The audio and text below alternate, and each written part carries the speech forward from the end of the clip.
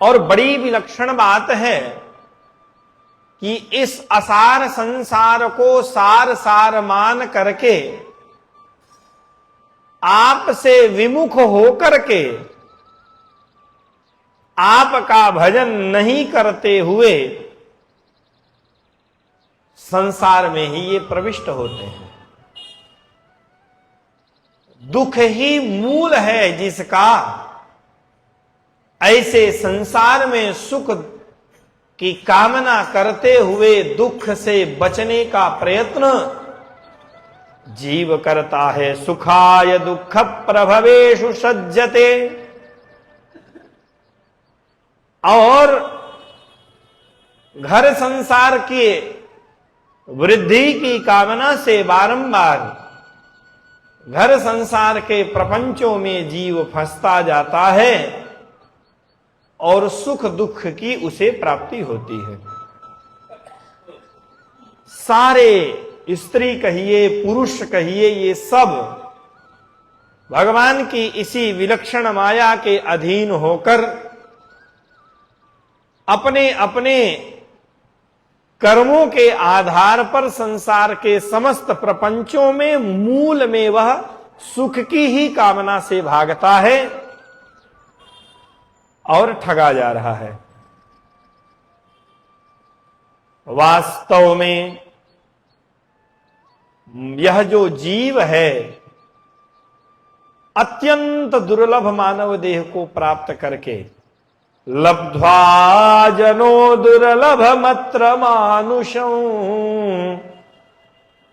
कथंचिदव्यंगमयत्नतो नघ पादारविंदम न भजन्त्य सन्मतिं मतिः गृहांधकूपे पतितो यथा पशुः।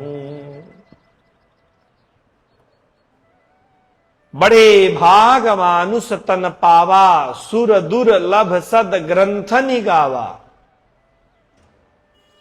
उसी बात को मुचकुंद ने श्री सुखदेव जी महाराज के शब्दों में कहा कि अत्र दुर्लभम मानुषम लब्ध्वा, 84 लाख योनियों में अनंतानंत क्रमों से रमण करते हुए सूक्ष्म चिंतन करने के बाद यह भी नहीं है कि एक योनि में एक ही बार जाना है।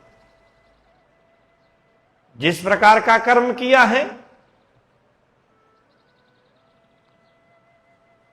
उसके प्रारब्ध का भोग यदि उस योनि के एक जन्म में, क्योंकि प्रत्येक योनि की एक मर्यादा निर्धारित है और वहां भी जाकर के उस शरीर से आसक्त होकर के वह कोई विशेष कर्म तो नहीं करता, मनुष्य योनि को छोड़ दिया जाए तो। और एक योनि में यदि उसने प्रवेश किया तो 84 लाख में क्रमशः करके मनुष्य योनि को प्राप्त करेगा, यह भी नहीं है। अथवा एक बार ही एक योनि में जाकर के आएगा, यह भी बात नहीं। योनियों की संख्या बताई गई है, कितनी बार और किसमें किसमें जाना है ये तो जीव के कर्म निर्धारित करेंगे। मनुष्य योनि में रहते हुए उसने जो कर्म किए हैं, और ऐसा कोई जीव है ही नहीं जिसके कर्म तराजू के दो पलड़े एक धर्म और अधर्म के रूप में यदि निहित किया जाए तो धर्म और अधर्म से वंचित रहे।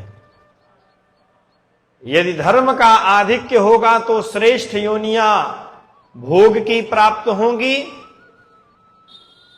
अधर्म की ओर यदि देखा जाए तो